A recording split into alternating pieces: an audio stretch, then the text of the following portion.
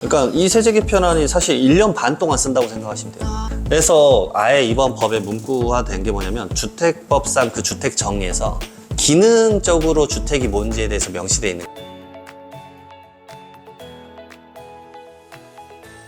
안녕하세요. 이번 시간에는 23년도 세제 개편안 때문에 저희가 좀 긴급으로 섭외를 했는데요. 이장원 세무사님을 모셨습니다. 반갑습니다. 네, 반갑습니다. 반갑습니다. 네, 반갑습니다. 지금 뭐 어떻게 됐나요, 개편안이? 뭐 제가 생각한 사실 이제 많은 얘기를 했었었는데 이제 주택 같은 경우는 이제 사실 세금이 항상 취득, 보유, 처분 세 단계인데 뭐 그 어떤 변화도 생기지 않았습니다 이번 세제 개편에서. 근데 되게 기대 많이 했거든요. 네, 사실은 진짜 기대가 많았었는데 사실상 하나도 안 풀린 거 보고 사실 제가 이제 느낀 바가 있었어요. 어떤 제스처시구나라는 걸 이제 생각을 좀 해봤는데 그 생각을 이제 사실 뭐 영상으로 찍는 건 거의 처음인 것 같은데 사실 뭐 취득부터 좀 천천히 말씀을 드려보면 취득세는 사실 그 국세가 아니라 이제 지방세니까 이번에 세제 개편안은 이제 국세가 바뀌는 거였고 근데 이제 개인하고 법인하고 중과세 완화하겠다고 사실 보도자료가 나왔었던 거는 7개월이 넘었네요 지금. 22년 12월 21일 날 나왔었으니까. 근데 사실 강간무소식이죠. 그래서 지금 약간 제가 강의 갈 때마다 느끼는데 거의 포기하신 분들도 많은 것 같아요. 그냥. 이게 이제 바뀔 제스처가 없구나. 좀 바뀌길 바랬는데 결국 지금 정권에서도 못하고 있는 것 같고. 근데 내부적으로 들어보면 국회에서 좀 계속 반대하는 것 같아요. 왜냐면 지금 그때 그 얘기를 들었었거든요. 소급을 해주겠다. 뭐 다주택자, 뭐 예를 들어 법인 같은 경우는 12% 취득세율이잖아요. 그렇게 했다 하더라도 뭐 사고 나면은 이제 법 통과되면 6%로 떨궈질 수 있다. 맞습니다. 그래서 그 이야기 믿고 지금 샀던 사람들이 한둘이 아닐 거긴 해요. 여기 있습니다. 여기. 예. 그런데 지금 어제 발표한 거에서 이게 안 돼 있으면 이게 다음번에 될 거라는 보장도 없을 거 아니에요. 네, 그리고 이제 소급 적용이 안 되면 사실 이 보도자료에 대해서 믿고 한 분들이 꽤 있을 텐데 예측 가능성이 깨지니까 이게 저는 그래서 계속 말했거든요. 이거 어떻게 해줄 거다. 24년까지는 무조건 해줄 거다. 왜냐면은 이제 말한 바가 있고 보도자료가 있으니까 와 근데 요즘 점점 생각이 드는 게 안 해줄 수도 있겠는데 진짜로 그 생각을 살짝씩 하고 있어요. 이번 국세 세제 개편안 보고 더 약간 그 생각을 좀 나쁜 생각은 원래 하면 안 좋은데 조금씩 하고 있습니다. 그러면 지금 그 뭐 세율이 하나도 통과된 게 없다는 얘기예요? 예, 취득세는 바뀐 건 없습니다. 그래서 요즘은 추가 구입이 예를 들어서 좀 하는 게 점점 힘들어지니까 점점 이러게 되더라고요. 그러니까 흔히 말하는 진짜 똘똘한 한 채가 아예 그냥 정석처럼 이제 가고 있으니까 말 그대로 이제 흔히 우리가 말하는 그 상급지 있잖아요. 맨날 그 상급지에 대한 주택 가격은 진짜 나오면 바로 솔드아웃. 바로바로 솔드아웃 되고 있어요. 그냥 바로 그날 계약서 안 쓰면 뭐 끝, 뭐 다음은 없어. 가격은 계속 올라가는 추세선처럼. 그래서 점점 이게 양극화된다라는 느낌일까요? 전반적으로는 조금씩 전세 가격이나 매매 가격이 회복되는 느낌이기는 한데 뭐 최근에도 역전세 관련해서 대출까지도 좀 보완해 주겠다라고 했으니까. 근데 이제 불안한 거죠, 사실은. 이제 이게 가격이 이제 계속 이제 다시 상승된다 그러면 취득세 부분은 안 풀린다 그러면 세금 이슈는 결국은 계속 따라가겠구나. 그러면은 지금 이게 완화가 안 되는 이유 중에서 보면은 국회에서 통과를 해야 되는 거잖아요. 맞습니다. 그러면 이제 국회에서 통과를 안 시켰다는 얘기인 거고, 그러면 정치적으로 부담스러워서 통과를 못 시키는 것도 있을까요?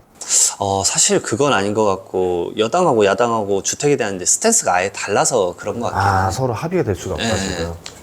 조정안을 내놓긴 했는데 조정안에 대해서도 결국 더 서로 합의점을 못 찾았었으니까. 그래서 좀 보유 쪽으로 넘어가면 사실 종합부동산세 같은 경우는 작년 같은 경우 합의점을 찾아서 그나마 중간으로 좀 맞추기는 했었는데 이번에 종부세 사실은 다시 완화될 거라고 생각을 했는데 종부세도 사실은 세제 개편안이 아예 하나도 없어서 제 개인적 생각은 그랬어요. 그냥 종부세는 여기서 끝이다. 이제 안 바뀔 것 같아. 그러니까 지금 종부세는 이제 기본적인 공제를 좀 많이 높여줬죠. 그러니까 기본적으로 6억에서 9억까지 높여줬고 1세대 1주택은 12억까지 높여줬고 그다음에 세율 자체를 이제 투트랙으로 이제 좀 완화시켜줬죠. 이제 말 그대로 3주택 이상이면서 공시가 12억 원 이상인 부분에 대해서만 중과세율 적용하고 그 외적인 게 일반 세율. 근데 이걸로 적당히 이걸로 맞춰지는 것 같아라고 생각해서 제가 순간 든 생각이 뭐냐면 24년에도 이거 안 바꿀 것 같은데. 그러니까 말 그대로 3주택 이상을 절대 보유하지 못하게끔 그냥 이제 종부세는 약간 못을 박는 느낌. 왜냐면 공제 많이 해줬으니까 이제는 추가로 이렇게 많이 사지 마. 왜냐면은 그때 저번에 출연했을 때 이 얘기를 했었거든요. 송파 쪽 집값이 이상하다. 그게 1월 초였을 거예요. 맞아요. 그래서 그때만 해도 정말 집값이 막 떨어지던 때라 그 이야기를 해도 사람들이 전혀 예, 아이 그럴 리 없어라 생각했었는데 그때 이후로 송파 집값이 들썩들썩했단 말이죠. 근데 요새 저도 뉴스를 보면은 집값이 반등한다라는 뉴스를 많이 봤어요. 실제로 지금 분위기가 그렇게 아, 가나요? 맞습니다. 예, 이제 금매는 거의 없는 것 같아요. 그냥 이제 매매가 있는 것 뿐인 것 같아요. 물론 이제 금매가 존재할 수는 있겠는데, 금매는 거의 다 사실상 끝난 느낌? 왜냐면은, 이자에 대해서 못 버텨서 이제 내놓는 부분들이 있을 수도 있고, 뭐, 여러 사정이 있잖아요. 뭐, 상속에 따른 금매 이런 게 있겠지만, 일반적으로는 그냥 매매 거래인 것 같아요, 요즘은. 어차피 거래 자체가 아주 활발하게 돼버리는 상황이니까. 그러면 이제 이런 상황에서 보통 저는 왜 또 모셨냐면 부동산이라는 거는 세금에 따라서 많이 이렇게 왔다 갔다 하더라고요. 세금이 도로를 만들어주면 그 사이에서 부동산들이 왔다 갔다 하는 걸 많이 보여주는데 어떻게 갈 것 같으세요? 그럼 이제 흐름이? 이 보유세 보면서 느꼈던 게 제 생각엔 종부세를 앞으로 계속 이 트랙으로 갈 것 같아요. 느낌상. 그러니까 이번 올해 같은 경우는 이제 말 그대로 약간 완화 준 것 중에 하나가 또 공동주택하고 개별주택 가격을 20% 가까이 낮췄으니까 분명히 이렇게 느낄 거예요. 세부담 당사자도 많이 줄었고, 그러니까 세금 내는 사람 자체가 줄었고, 내더라도 많이 가액이 줄어들었으니까, 종부세 괜찮은데? 라고 하면서 쭉 가다가 점점적으로 이제 적시는 세금으로 바뀔 수도 있고, 그리고 이제 결국 3주택 이상 가지고 있으면 종부세가 중과세가 되니까, 이것도 마찬가지예요. 취득세랑 똑같은 원리인데, 종부세도 이 원리를 간다 그러면 똘똘한 한 채. 그러면 양극화, 그 다음에 국지성 엄청 가장해질 것 같아요. 법인은 종부세 혜택도 없잖아요. 맞아요. 없어요. 단일 세율로. 근데 그나마 다행인 게 작년에 세제 개편할 때 기존엔 6% 단일 세율이었는데 2.7%와 5%로 법인도 그나마 다행인 게 완화된 게 2.7%. 근데 사실은 이제 어렵죠. 사실 2.7%에다 공제를 못 받으니까 너무 세죠. 그럼 실질적으로 이제 개인이 선택할 수 있는 거는 1주택에서 잘해야 2주택 사이 정도 될 거고, 뭐 매매 차익을 노려서 세금을 감면받으려면은 결국 1주택밖에 없을 거고, 그러면은 집을 더 많이 살려는 수요보다는 좋은 집만 살려는 수요로 쏠림 현상이 발생할 수 있다. 이렇게 저는 우선 그래 느껴져요. 결국 그나마 해봤자 계속 일시적 1세대 2주택. 이렇게 껑충 상반기에 들었던 뉴스가 이거였었거든요. 분명 집값이 떨어진다는 뉴스들이 있는데 무슨 소리야? 우리 동네는 신고가를 계속 찍고 있어. 이러는 거예요. 뭐 압구정이라던가 뭐 이쪽 그 반포동이라던가 그런 게 이런 현상으로 볼 수 있는 거예요. 네. 그래서 그때부터 사실은 그 문의 자체가 많았어요. 그러니까 스위치 빠르신 분들은, 왜냐하면 이제 중과세가 없어졌으니까, 이런 식입니다. 3주택 있으면 하나 팔고, 이때는 세금 내자. 그리고 2개 있을 때 비과세 받고 판 다음에 3개 주택 판 걸로 똘똘한 걸로 가자. 왜냐하면 얘는 올라갈 것 같다. 그거를 인지하셨더라고요. 그러니까 세제 개편안이 무조건 중요한 건 아니었지만, 제도상으로 이것저것 따져보니까 계속 똘똘한 채를 좀 니즈를 하는 것 같고, 뭐 정책이 그렇게 가는 거 방향이면 어쩔 수 없이 하나로 스위치를 해야지. 하나 올라가는 가격의 이제 상승폭이 훨씬 더 클 거니까. 그러겠지 하시더라고요. 그럼 양도소득세는 좀 어떻게 바뀌었나요? 양도소득세도 사실 제가 세제 개편안 그래도 뉴스 보도자료를 매년 이제 연구하는 스타일인데 가장 항목이 적었던 것 같아요. 그러니까 주택 관련해서 하나도 없어요. 대부분 그것만 있어요. 이번에 개념 잡은 게 주택에 대한 개념 잡은 게 하나 있어요. 기존에 좀 모호했던 주택 개념을 좀 잡은 게 하나 있고, 그다음에 두 번째로는 이제 공익수용 감면에 대해서만 했는데, 이거 다 기한 연장이라 이거 필요한 거 아니고, 약간 주택 부분 좀 말씀드리면, 저는 이제 오피스텔 위험할 것 같아요. 왜냐면 실무적으로 항상 이게 문제였어요. 왜냐면 오피스텔을 내가 사실 그 기존에 다주택자일 때도 결국 오피스텔을 주거용으로 쓰면 주택세 포함이 돼 버리잖아요. 네. 근데 세법은 항상 실질과세이기 때문에 사실상 오피스텔에 막 주거로 공간을 쓸 수 있는 그런 게 다 있잖아요. 막 이제 예를 들어서 취사시설 있고 욕실 있고 하면은. 네네네. 근데 그것이 법에는 문구화되어 있지는 않았어요.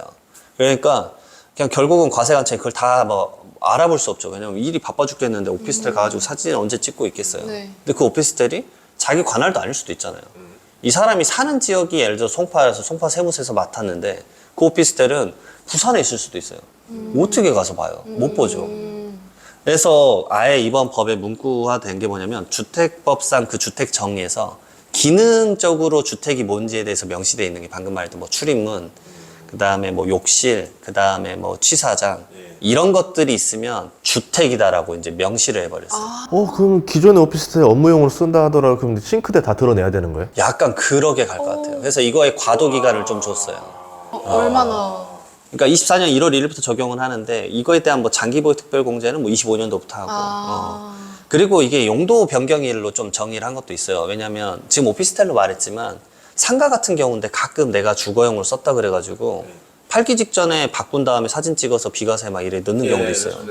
근데 사실은 이제 비과세라는 건 뭐 2년 보유 뭐 이런 것들이 있어야 되는데 그 요건을 알 수가 없죠. 2년 전부터 이 상태였는지 팔기 직전에 이 상태였는지 모르니까 이제 거기에 대해서 CCBB가 항상 시끄러우니까 그걸 더 명확하게 하고자 해가지고 그런 상가 같은 경우는 용도를 변경한 이후부터 주택으로 봐주겠다라고 이제 바꾼 거죠. 그러니까 주택의 정의가 그 보도 자료에는 이제 결론적으로 보면 아 이거 별거 아니고 좀 명확하게 했다라고 적혀 있지만 사실 제가 판단한 거 그 두 가지였어요.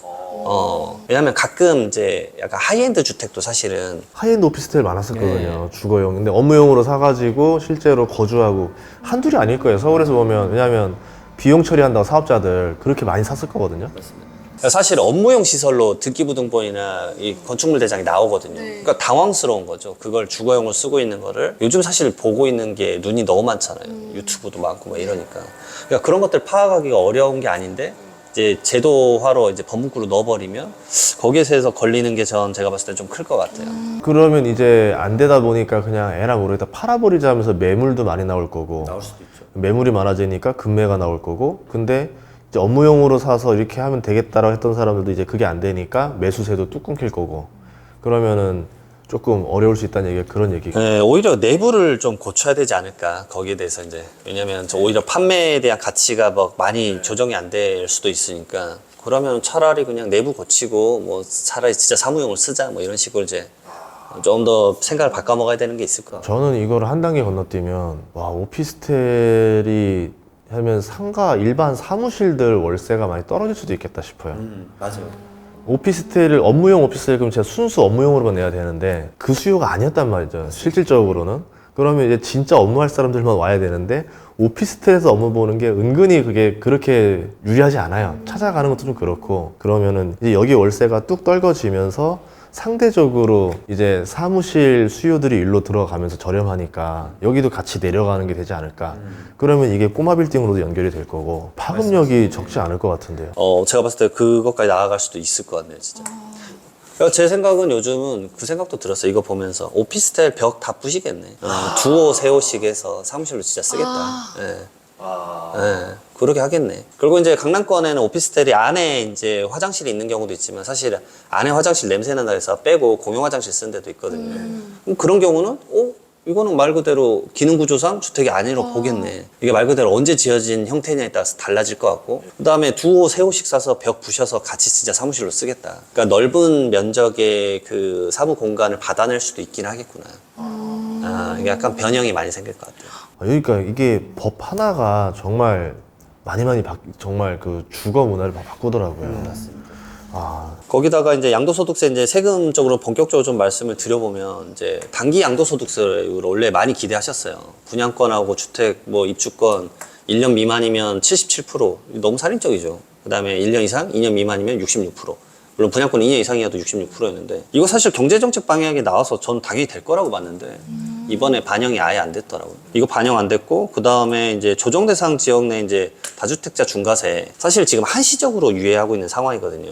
그러니까 말 그대로 대통령령으로 연장하고 있어요. 그러니까 뭐 법이 통과가 안 되는 것 같기는 한데 그래서 24년 5월 9일까지 뭐 보유기간 2년 이상이면 중과세 안 내도 돼 이렇게 지금 하고 있는데 이 중과세율을 그냥 아예 이제 적용하지 않겠다라는 입법이 지금 이번에 안 된 거 보면 이렇게 볼 수도 있어요. 24년 5월 9일 이후에는 이제 조정대상 지역 내 혹시나 주택을 팔면 그냥 중과세입니다. 연장을 안 할 수도 있죠. 왜냐하면 최근 제가 이제 또 대표님 만난다고 이제 뉴스를 좀 찾아봤는데 세법 나오고 나서 뉴스가 부동산 가격이 올라간다는 뉴스밖에 없어요. 제가 이렇게 쳤거든요. 아파트 값, 부동산. 근데 죄다 올라가는 뉴스가 최근 몇 달 동안에 세종시도 반등, 동탄도 반등, 다 반등이잖아요. 네, 다 반등 올라가고 다시 회복하고 있으니까 정부 측에서는 이걸 만약에 제 생각은 해요. 뭐 4월이나 5월에 넣어놨을 수도 있어요. 그러다가 이제 진짜 세제 개편은 나오게 7월 달에 보니까 이거 안 되겠는데 약간 다시 과열 양상을 좀 띠는 것 같은데 라고 하면은 다시 그거를 싹 뺐을 수도 있다라는 생각이 들어요. 거기다가 이제 진짜 이제 저는 이제 우려스럽게 말을 하는 건데 이렇게 가격 상승이 한다는 뉴스가 계속 나오면 조정대상 지역을 다시 더 묶을 수 있습니다, 사실은. 그래서 뭐 이럴 수도 있죠. 마포랑 강동 다시 묶어 뭐 해버리면 그러면 취득세 다시 올라갈 거고 보유세도 올라갈 거고. 그러면은 묶이기 전에 얼른 삽버리려는 수요가 일시적으로 쏠림 현상이 나올 수도 있겠네요. 네, 만약에 이제 제 말이 이제 뭐 하나의 이제 정답은 아니겠지만 제 말에 현혹해서 사지 마십시오. 근데 그렇게 생각하시는 분들도 있을 거 아니에요? 네, 있을 수도 있죠. 네, 왜냐면 본인의 주택수에 따라서 조정대상 지역 묶이면 취득세가 갑자기 몇 억 뛰어버린다 그러면 야 차라리 몇 억 싸게 주고 사는 게 낫지. 어차피 살려고 대기수였는데 묶이기 전에 그럼 나 미사 사야 되는 거 아니야? 미사로 들어갈 수도 있는 거고. 맞습니다. 예. 그러게 돼서 제가 봤을 때는 이게 이 부동산 정책이 이제 지금 이 세제 정책으로 말씀드리지만 과열 양상을 좀 띌까봐 걱정돼서 결국은 하나도 안 풀렸다. 그래 볼 수 있을 것 같습니다. 주식 투자를 하다 보니까 우리는 이런 연결도 해봐야 돼요. 이제 뭐냐면 이렇게 PF 문제가 굉장히 심각하거든요. 아주 심각합니다. 왜 건설사도 지금 휘청휘청 할 정도고 뭐 증권사부터 시작해서 이거 폭탄 터지는 거 아니냐 아슬아슬했었는데 저는 이게 나올 거다 생각을 했었어요.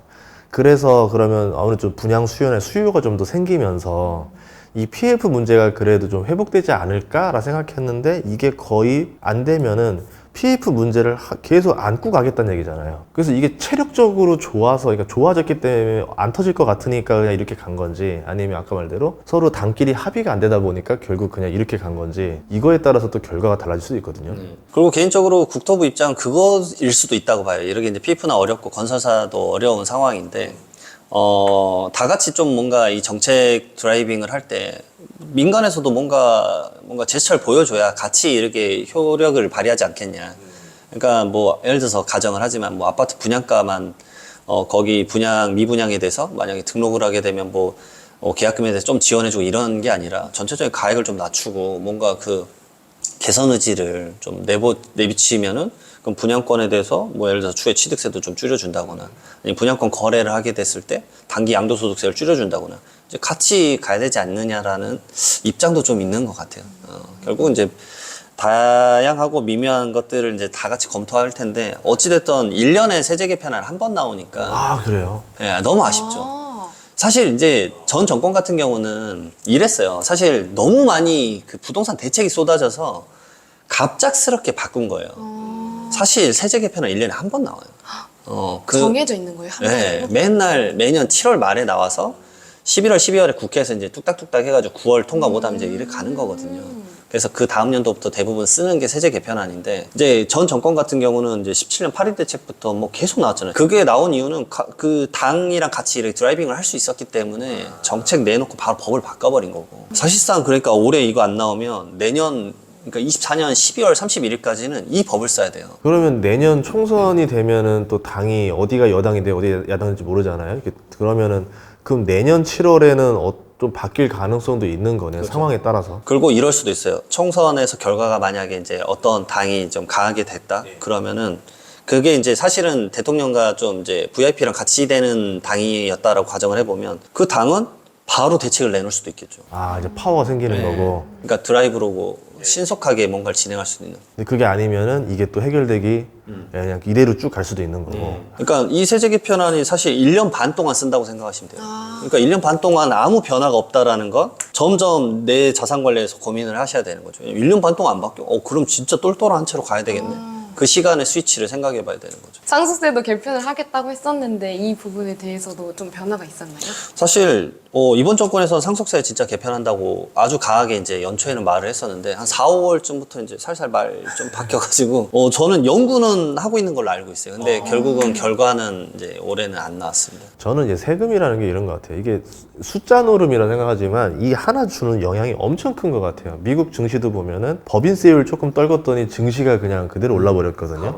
엄청난 영향을 끼치는 거고, 상속세도 이게 떨어뜨리고 나면은 상속이 그때 많이 이루어지겠죠. 그런 것도 있겠지만 대한민국 좀 약간 민심이랑도 많이 연관이 돼 있는 것 같아요. 그래서 숫자 하나하나가 되게 조심스럽지 않나, 그렇게 생각이 됩니다. 그리고 세수 확보 측면에서도 사실 상속세가 이제 괜찮은 편이기 때문에 세수 부담을 계속 이제 가져가겠다. 왜냐면 올해 지금까지 세수 펑크가 벌써 40조가 넘어가기 때문에. 저도 사실은 이 부동산 정책의 제 개인적 의견은 사실은 세수 펑크가 나서 이걸 계속 유지한다는 거 아닌 것 같은 게 계속 그랬잖아요. 계속 세수 펑크가 났었는데 그러면은 오히려 이제 중과세를 없애서 일반세율로 해서 거래 활성화를 시켜가지고 세수를 많이 걷는 방향으로 가는 게 좀 낫지 않을까라는 생각을 하는데, 근데 이제 세금 문제뿐만이 아니라 그냥 너무 과열되니까 그 막고자 해서 안 하는 것 같다. 또 집값이 오르면 그거만큼 또 정치적 부담이고, 참 딜레마가 많이 있네요, 세금은. 네, 맞습니다. 그래서 오늘은 좀 세금 중심적으로 해서 이렇게 부동산에 대해서 알아봤습니다.